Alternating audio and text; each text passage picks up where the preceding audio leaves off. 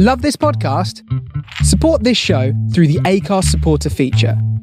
It's up to you how much you give, and there's no regular commitment. Just hit the link in the show description to support now. Recently, our company softball team lost the big game by 1 run. Then Dale tried to console us with the quote, "Winning isn't everything." Dale's a loser. I play to win, like early payout from Bet365. If my team goes up big, I get paid out instantly, even if they blow the lead later. Sound familiar, Dale? Bet365. Winning is everything.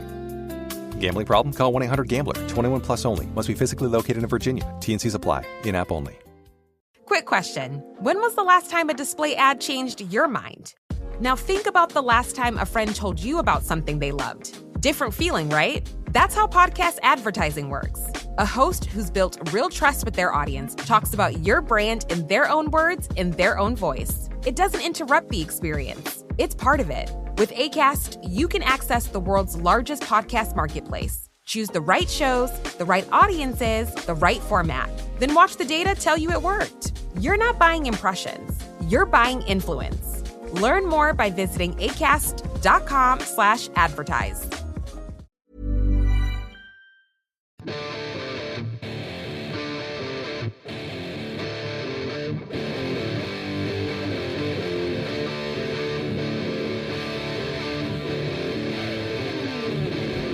Hello and welcome to the MMA Shower, sponsored by Hatton James Legal. That's hattonjameslegal.co.uk for all your employment law needs. This podcast would not be possible without our friends at produced by SRB Media. That's srbmedia.co.uk, and you can get all your podcasts, sporting podcasts and football podcasts from there. In this episode, we're going to review UFC 328. That's UFC 328.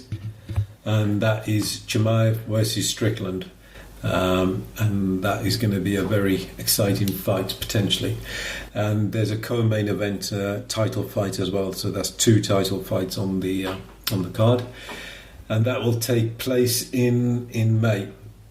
I have 2 co-hosts and... so the first one, Diamond from the southeast of England. How are you? Yeah, good, thanks, G. Good to be on the show and doing a great job as usual. Yourself? Thank you, Diamond. Yeah, good, thanks. Good to have you as usual. And the Wonder Kid from somewhere up north is on a secret mission. We can't say. So how you doing, Super Kid? Evening, gents. All well. Hope everyone's okay. Just taking it easy, following the news, and hopefully we've got a good podcast on our hands. Right, so we're going to start with, I think, before we get into the main card, because before we know it, the White House card is going to be with us, and some people like it, some people don't. I think it's pretty good. But we're filming this around about the 30th of April, 1st of May. There was a shooting at a White House dinner. It wasn't in the White House. It was at a hotel near the White House. Diamond, you got any concerns with the security at the White House? I know it's different because it's a White House, but... don't want to go into conspiracies or anything, but... well, don't let it stop you tonight. Yeah. Yeah, don't let me stop you. A lot of people think it was staged. A. B, I don't know if you've seen the videos. They did take quite a long time to actually respond to the actual incident. But personally, I don't think there's any worries. I'm sure they'll have security there, and I'm sure they'll handle it, whatever comes. So I'm not too worried about that, if I'm honest. Okay, Josh, you got any thoughts on this?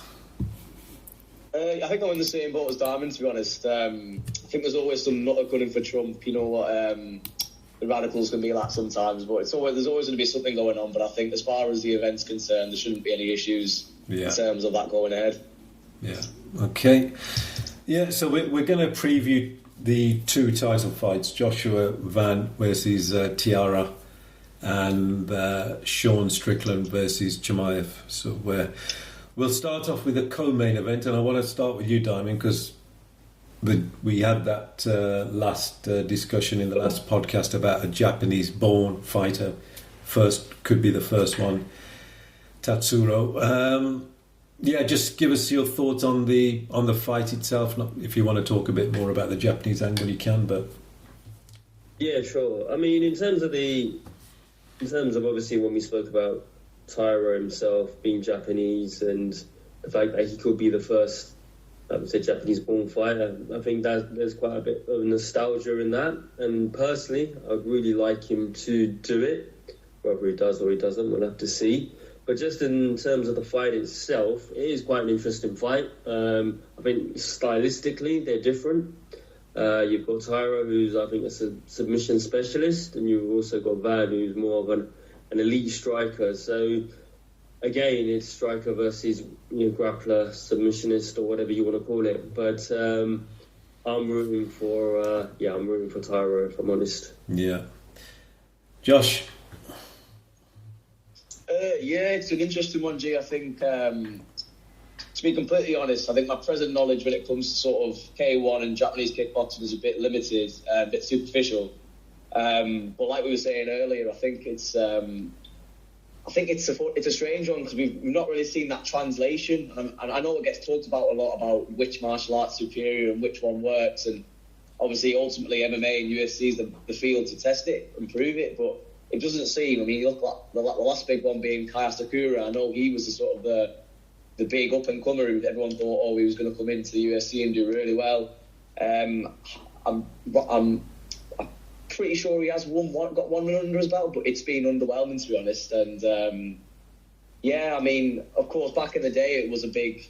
I think in my opinion, it was a lot bigger, especially with the K1 scene. You think back to sort of Grand Prix that used to be held in the noughties and things like that. You had big names like Buakaw, Dutch kickboxers who were sort of big in that area, but it's not really translated to MMA. So it'd be interesting to see if we can finally get someone come into the UFC who sort of lays their mark, if that makes sense. Yeah, I think. Go on, Dan. Would you like the Japanese fighter to win it? Yeah, I think it would be nice especially someone who considers himself sort of a MMA martial art purist. I think it would be refreshing to see a sort of a different, almost away from sort of the westernization of MMA and sort of bring in more, almost a different landscape to martial arts that we've not really seen on a mainstream stage, such as the UFC. I think it'd be really interesting outside of one to see if these Asian fighters, whether it's a Thai, a Japanese lad, whether it's Chinese martial artists, whatever it may be, to see if they can come and perform at ultimately what is considered the highest level. Yeah, it's it may be a bit of an age thing, Josh, because me and Diamond remember Pride at its peak in the early 2000s, and it was bigger than the UFC. So it was an MMA promotion. They did a bit of, you could do some kickboxing, but it was essentially an MMA promotion, and it was for a few years, maybe 3 or 4 years, it was bigger than the UFC. So that's where sort of our nostalgia comes in with Japan, and that wasn't just Japanese fighters. You had Dan Henderson, Rampage, Vanderlei Silva, Anderson Silva. Yeah, you had all the greats, and obviously a few Japanese fighters, Sakuraba and a few others. So that's where our nostalgia comes in. But you're right also about martial arts traditionally. Apart from Kung Fu and a few others, good majority of martial arts are Japanese. So you got Jiu-Jitsu, the original Jiu-Jitsu, Karate, Kendo, Aikido, all the different karate styles. So a good majority of the martial arts are actually Japanese martial arts. So yes, of course. Pedigree, I would use the word pedigree in terms of lineage and things like that, and they did have a very good submission wrestling, but it never really followed through. But they have got a long history of that, and they do have pro wrestling as well, which I know is staged, but its roots are in catch wrestling and submission wrestling. But so I think we're all aligned. And you've got that Japanese fighter Kimura, who named after the submission of Kimura. Yeah, so correct. Yeah. So yeah, I think the history and the sort of the pedigree, like you were saying with Pride, it goes without saying, sort of thing.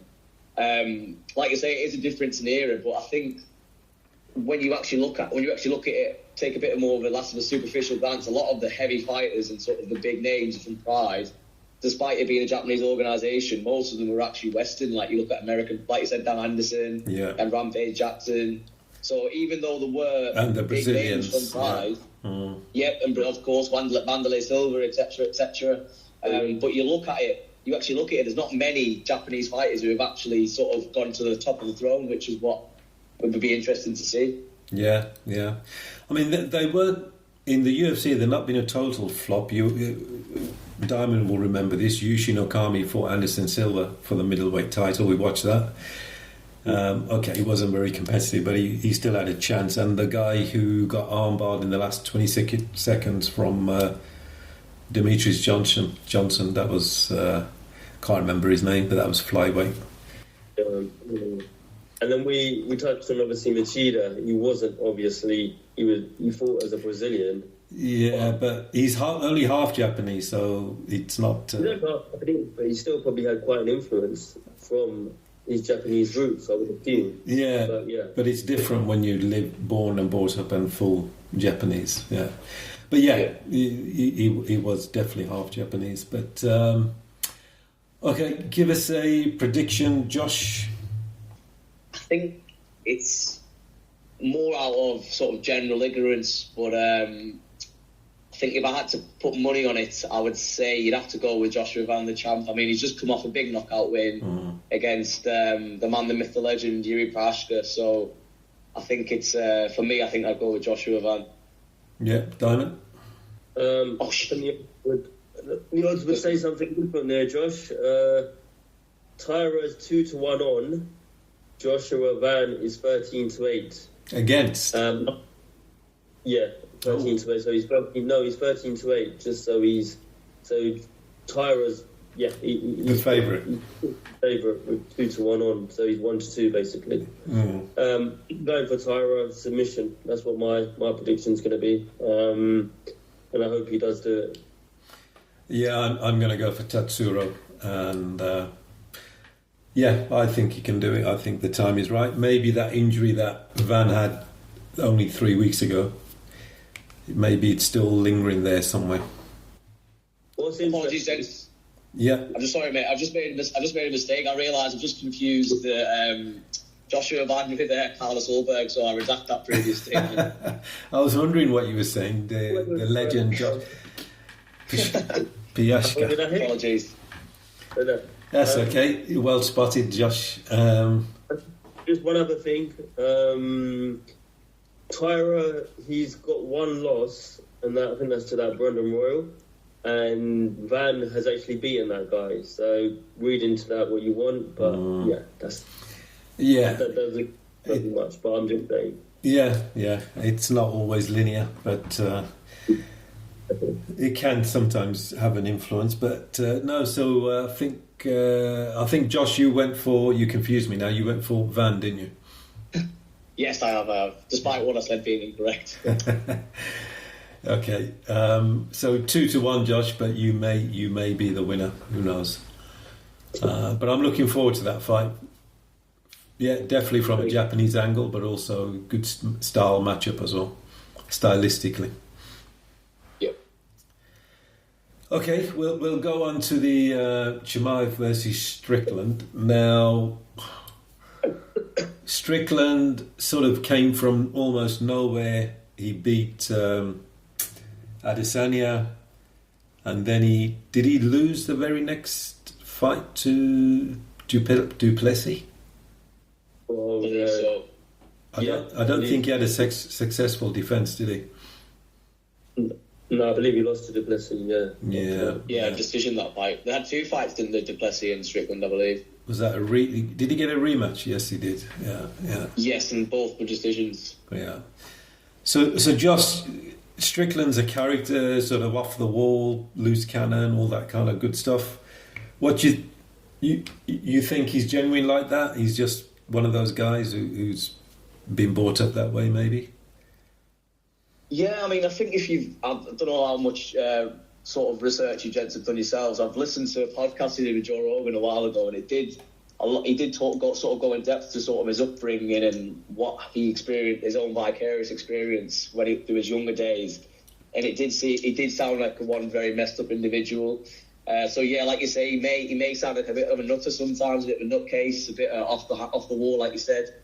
But I think when you look at it, everyone goes through their own experiences, and he's been able to channel what he used to describe as a negative energy, which essentially would have encouraged him to commit sort of maybe heinous acts, what one might interpret them as. But he's channeled that into a very successful mixed martial arts career, which for me, as a just a general fan of sports, really, I think anyone who can sort of take negative sort of energy and effects and channel that into a ultimately positive career, I think it deserves my respect and certainly everyone else's respect. Yeah, absolutely, and that's a very good point. And hopefully he's made a lot of money. He's a multimillionaire, but to get to the very top of his profession, considering the start he had, is a very exemplary way to be. So yeah, I echo that. Diamond? Yeah, I think it's like you said, well documented in regards to the issues that he's had. I think he's had obviously family issues and whatever else. So like you said, he's done well to get where he is. How good of a fighter he is. Yeah, let's move on to the fighting. Yeah, it's a bit of a funny style as well. Yeah, I don't particularly know, if I'm honest with you. I've never rated him that highly, if I'm honest.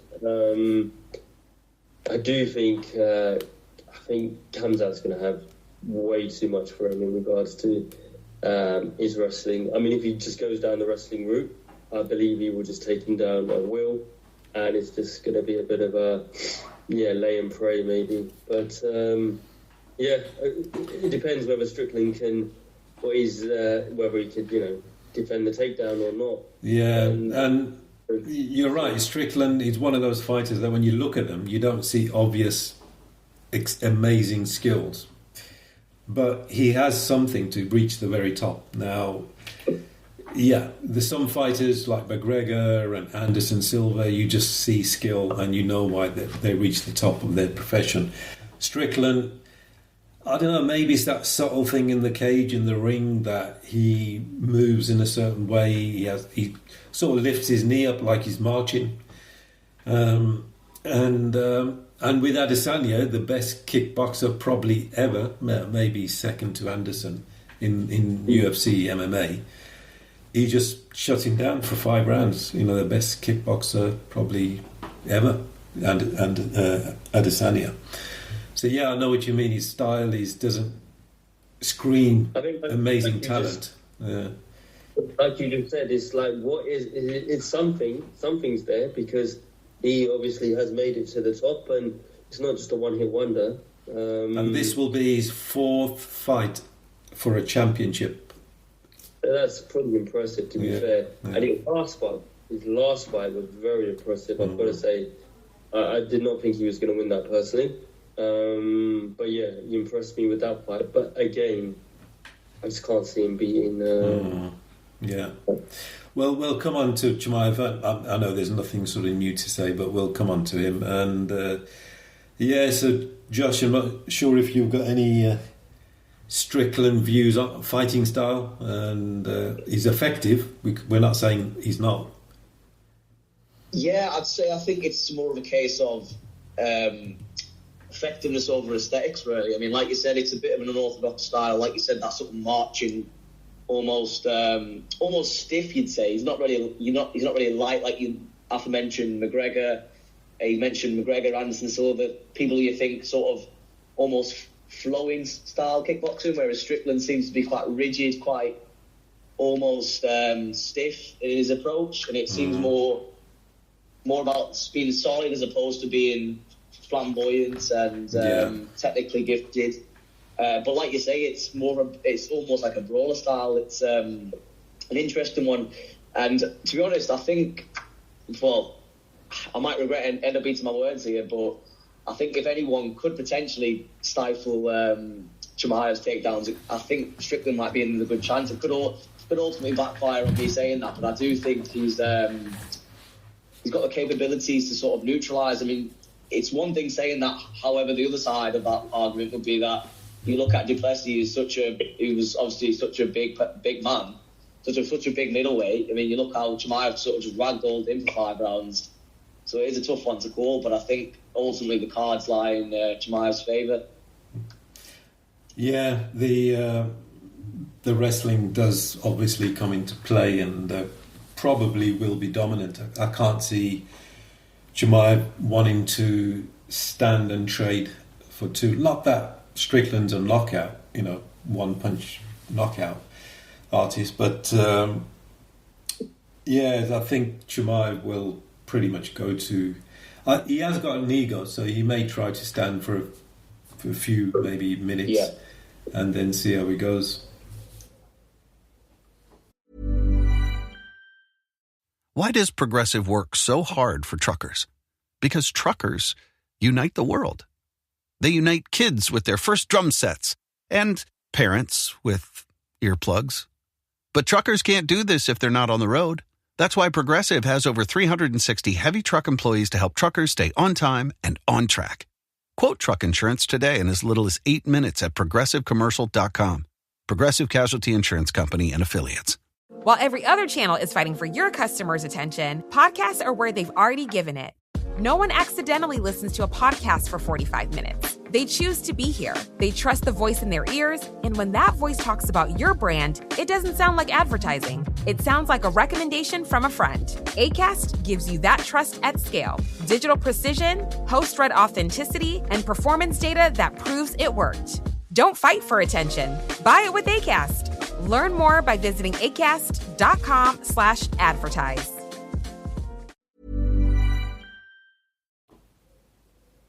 Yeah. So, but I don't think Chimaev is going to try anything different, Diamond. No, I can't. I think he needs to. Yeah, if I was him, I'd stick to the game plan. And I think if he sticks to the game plan in terms of wrestling, taking him down, yeah, I think he should be able to. Like Josh said, to be fair, you see what he did to DDP. I mean, yeah, he dominated him, literally dominated him. So I can see a similar thing happening with Strickland. Like you said, the only thing I can see is ego.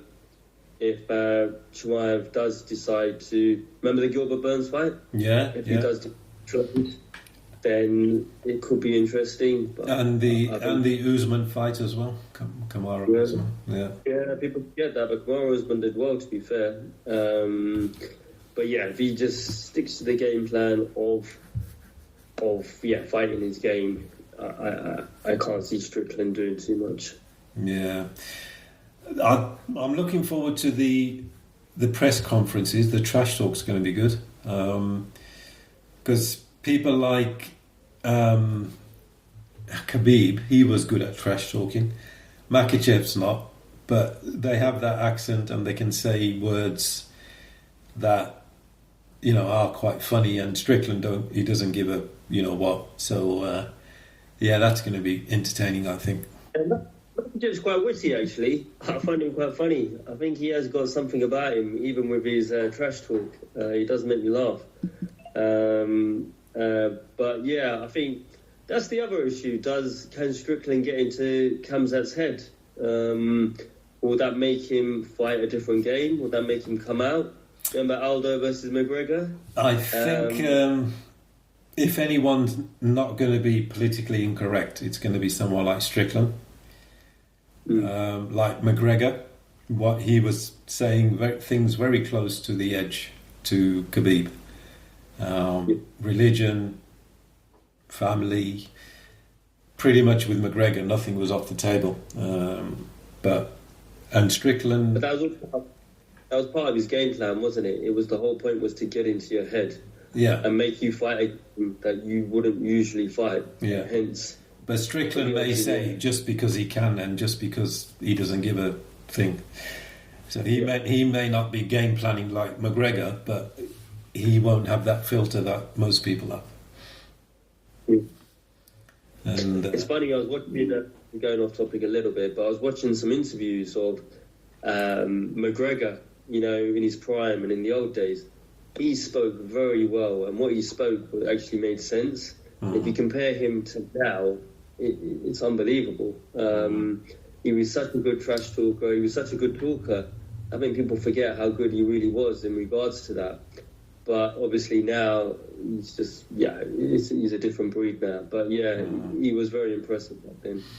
But talking about McGregor, did he tweet he's going to be back in the UFC or something a few weeks ago? I know he does it every month. Exactly. I wouldn't hold my breath. And unless you're a die-hard McGregor fan, I just don't get excited. Even if he comes back, it's like, he's a 10 times millionaire, 20 times millionaire. He does all sorts. So I just see it as an exhibition, to be honest.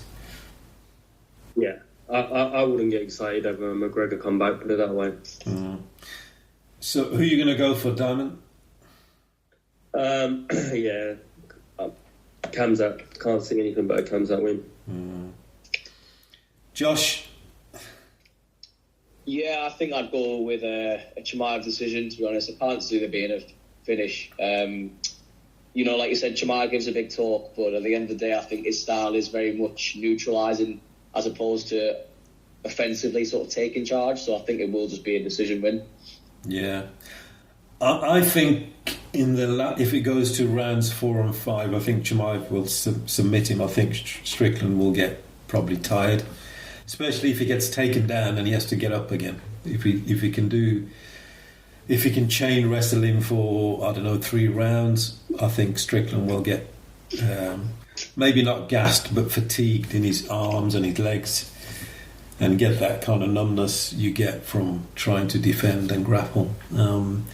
That's interesting you hear that, G, because I think people say the longer the fight goes on, more chance Strickland's got of winning, because they believe in his cardio. But like you said, the other side of it is, Chimaev probably going to be on his back in all sorts of places. He's going to be on the floor. So would he be, how tired is he going to be able to even make a comeback? So you've got two sides of that. It's interesting.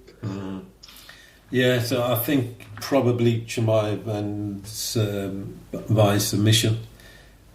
You got any odds on that, Dan? The resident bookie? I do. Bear with me. That's okay. Take your time. In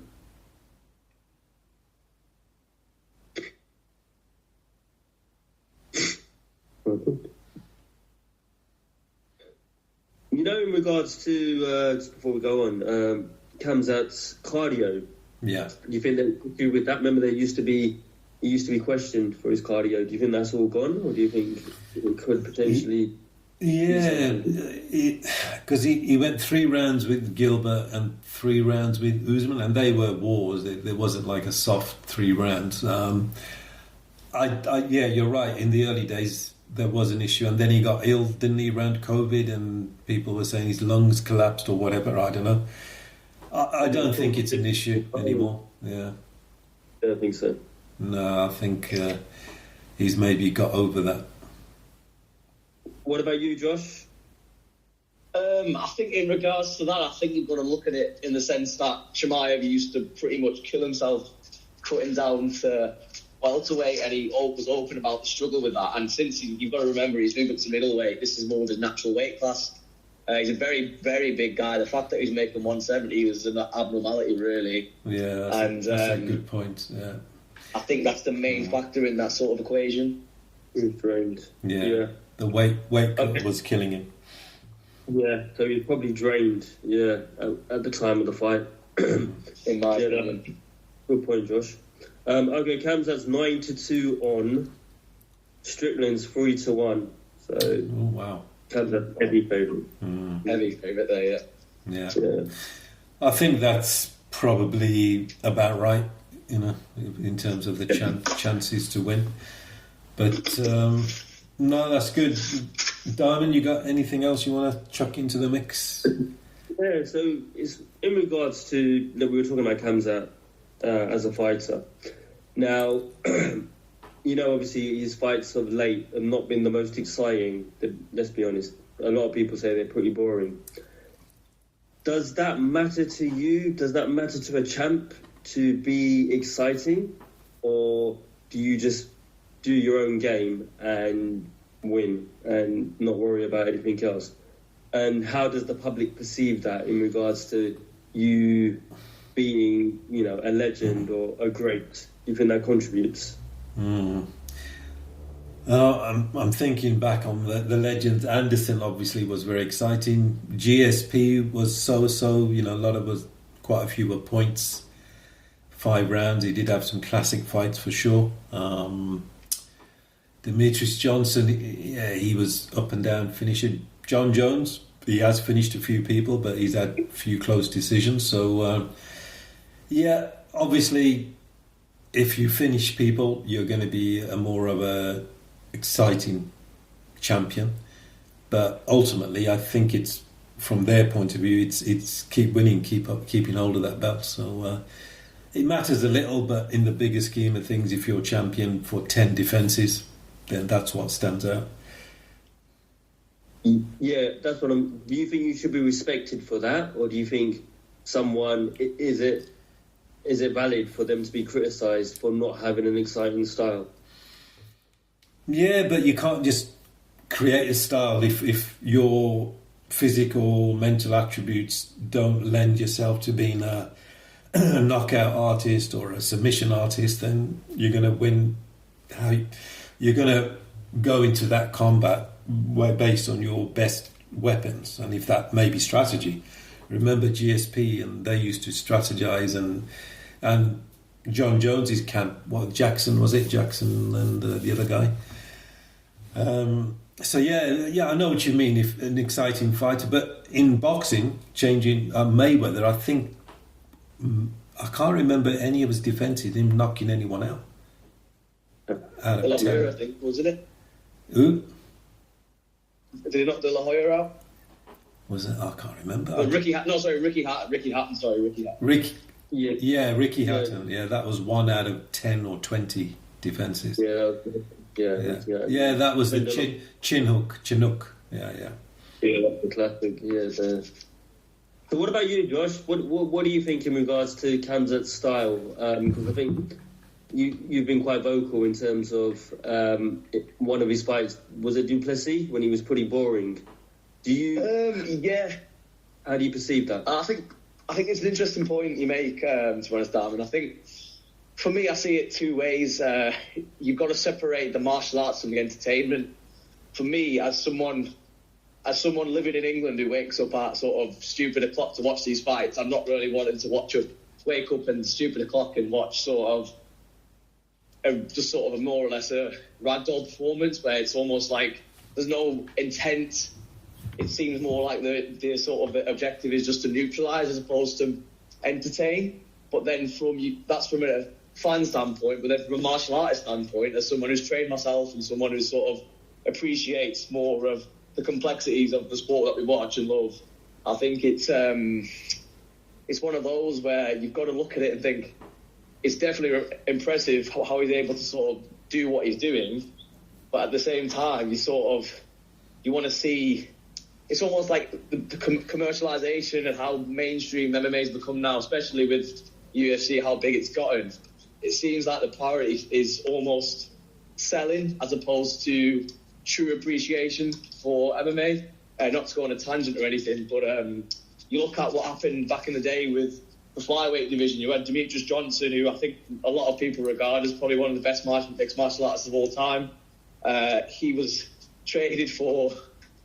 Mr. Ben Askren, who of course didn't live up to the expectation, over to one championship, and there was even talk of that division being cut.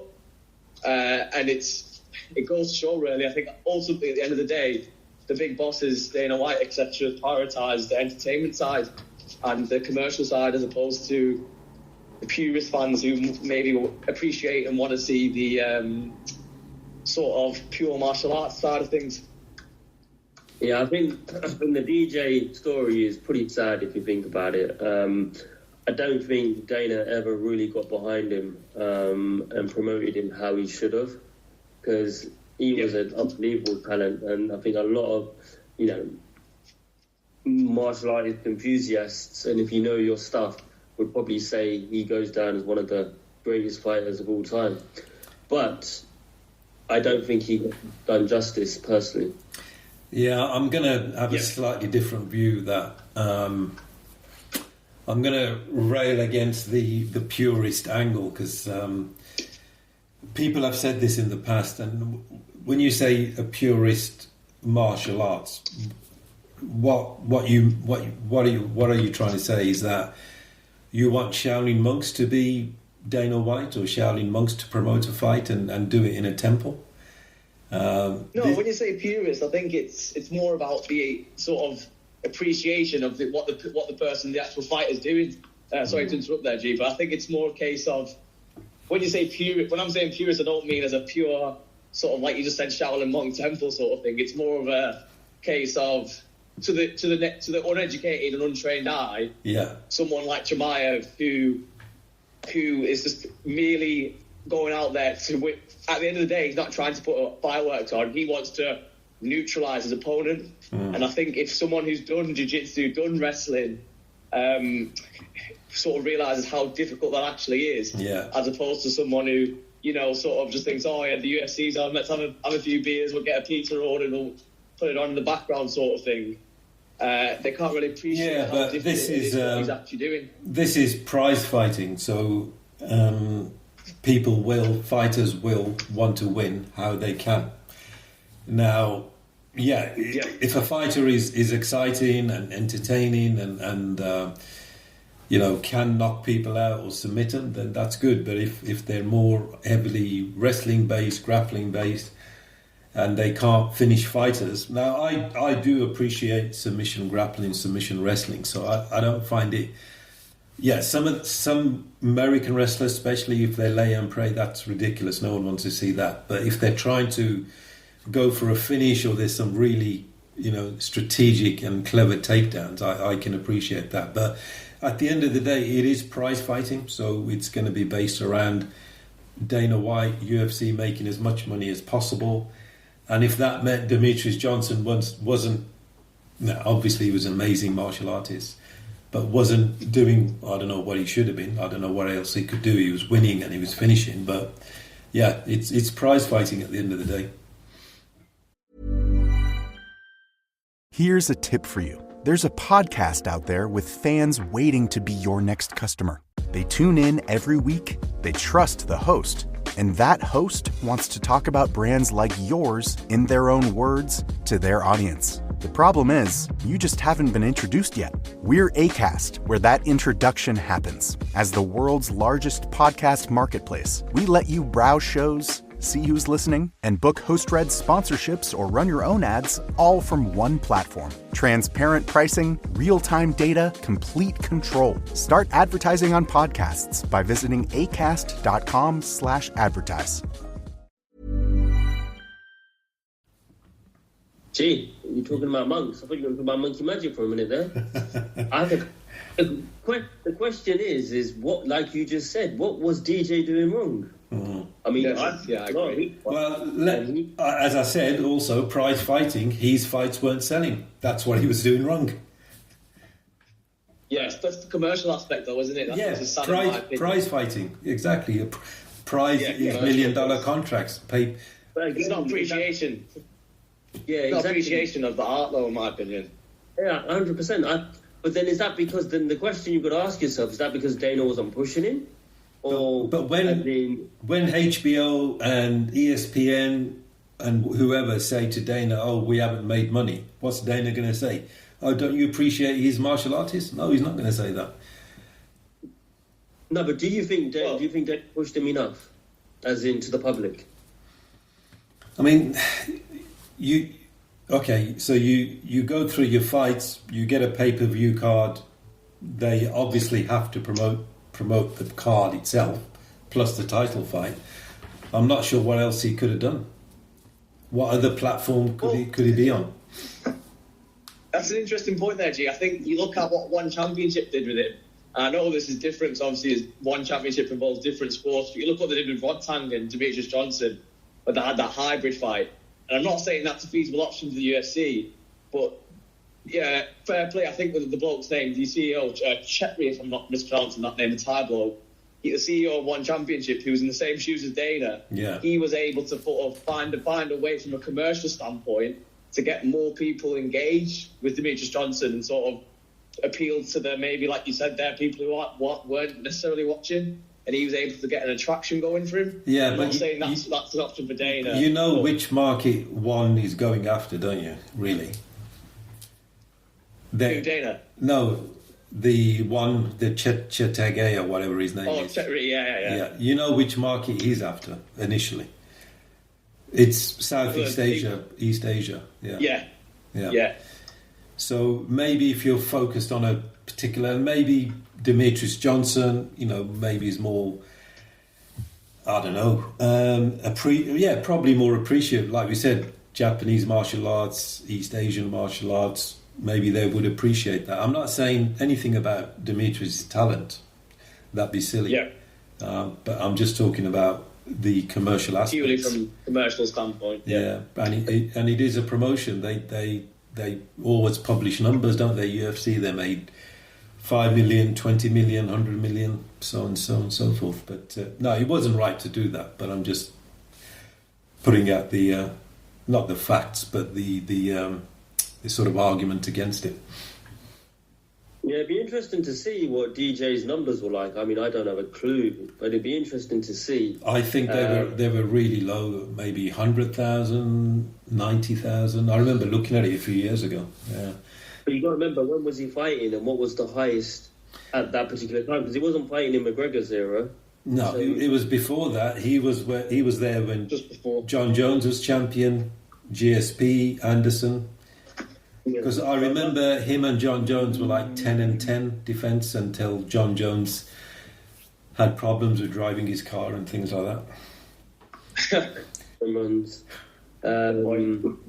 But yeah, it'd be interesting to see, like I said, because I just do believe for his talent, I personally don't think Dana did enough to try and push him. And I think that's it's quite sad, considering some people believe him to be arguably pound for pound the best ever fighter. So that's just my take on it anyway. But I think I can't remember the exact figures, and I don't think there is exact figures, but the hardcore fans, like I would consider us hardcore fans, who would probably pay for a pay-per-view in most months in a calendar year, maybe 6 out of 12 or whatever. I think hardcore fans only makes up. I don't know how the UFC got these figures, and I'm not quoting accurate figures. I'm going from 5-10 years ago when we used to talk about this diamond. You may get 200,000 pay-per-views if you only had UFC fans. People like McGregor, GSP was different. He had a whole country behind him, and yeah. So, but Anderson. And you remember this diamond, the casuals, remember that term, the casual fans, the casuals? When someone like McGregor and John Jones to a certain point, GSP, the numbers go up to 500,000, obviously McGregor's point, like we did last month, 1 million plus. So what I'm saying is, if you bring casuals in, then your numbers go 500,000. And that's what Ronda Rousey did as well. I don't know how she did it, because I don't think she's a great personality, but she did it as well, to give credit to her. Again, yeah, Ronda Rousey, I think it was the fact that she was obviously the first superstar in terms of a woman, and I do believe the UFC pushed her hard, as in promoted her hard. That's my question, is did Dana and UFC promote DJ enough? That whether he did or didn't, I don't know. But it's not a simple formula. Like, it's not linear. Like, someone put him on TV, put him on a poster, and someone's going to say, "Yeah, here's my $60 or whatever it is." You gotta have that emotional. Like McGregor gets people emotional. You hate him or you love him. So maybe Johnson was too quiet. I don't know. For me, I would pay to watch it, but obviously not enough people did. Yeah, I think that's the question, and that going back to what I was asking originally with Chimaev, saying people criticise that he's got a very boring style, or of late anyway. I think that's a bit unfair, because I do believe that if that's your style, that's your style. I think you should be judged on how well you are at what you do, rather than entertaining, the publics or the masses or whatever else. They got to look after themselves as well. At the end of their career, you don't want to be punch drunk. You want to be able to, take the least amount of damage possible, and come out with your health. Yeah, fair point. No, that's good. Nice one, Diamond. Got a good discussion going there. So, this has been the MMA shower, UFC previewing UFC 328, Chimaev versus Strickland. That's UFC 328.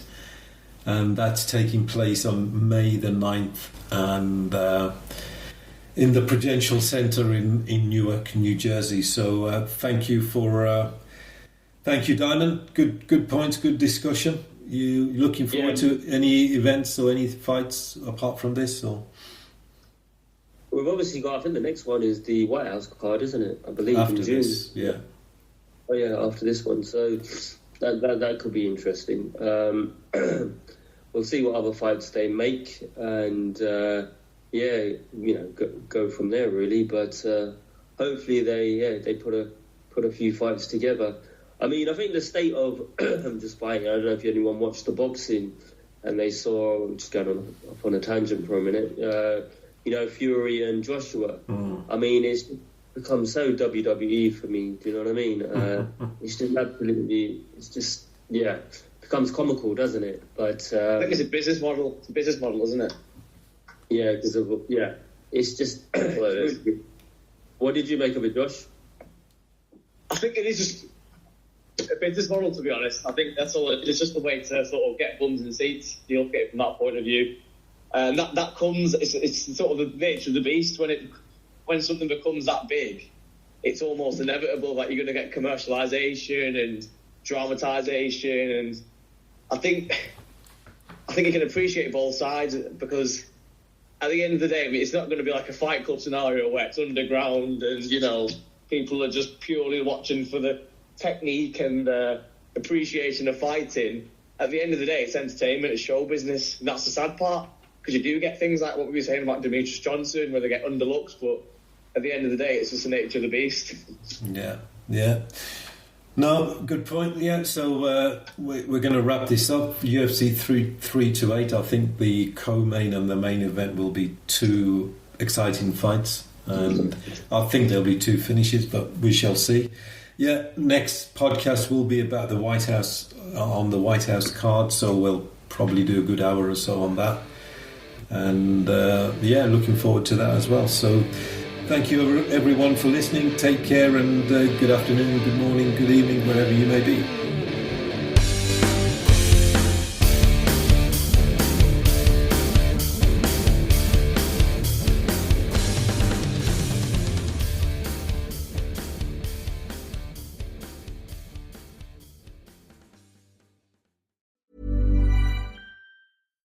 Why does Progressive work so hard for truckers? Because truckers unite the world. They unite kids with their first drum sets and parents with earplugs. But truckers can't do this if they're not on the road. That's why Progressive has over 360 heavy truck employees to help truckers stay on time and on track. Quote truck insurance today in as little as 8 minutes at progressivecommercial.com. Progressive Casualty Insurance Company and Affiliates. Quick question. When was the last time a display ad changed your mind? Now think about the last time a friend told you about something they loved. Different feeling, right? That's how podcast advertising works. A host who's built real trust with their audience talks about your brand in their own words, in their own voice. It doesn't interrupt the experience. It's part of it. With Acast, you can access the world's largest podcast marketplace. Choose the right shows, the right audiences, the right format. Then watch the data tell you it worked. You're not buying impressions. You're buying influence. Learn more by visiting acast.com/advertise.